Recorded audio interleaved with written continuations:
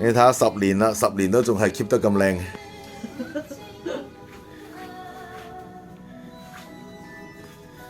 最嗰埲牆真係我覺得，哇！起碼我真係唔使再翻整啊！真係。係啊，佢仲會慢慢變色添。係咯，你起碼唔使到時到時好似啲人又有咁樣甩晒灰，要再鏟佢整過晒。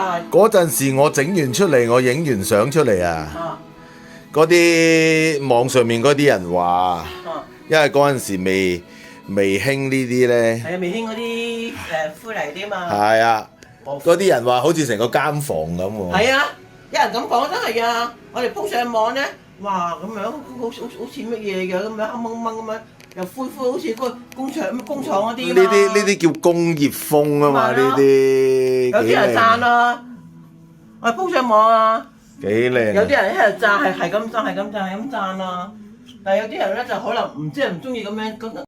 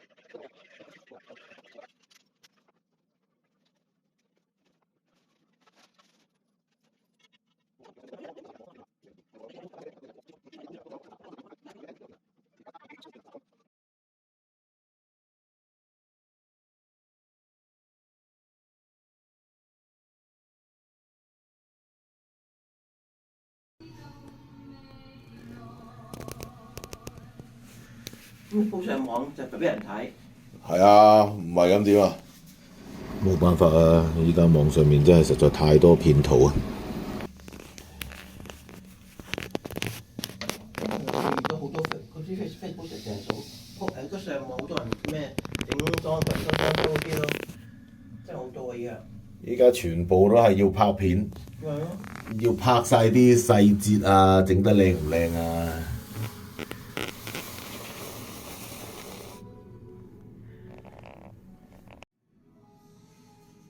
之前幫你哋整嗰陣時，都未識整呢個 3D 圖，依家又學識咗整 3D 圖，跟住依家咧學完 3D 圖咧，又要再學埋影相拍片，跟住剪片，估唔到做裝修佬都咁學海無涯啊！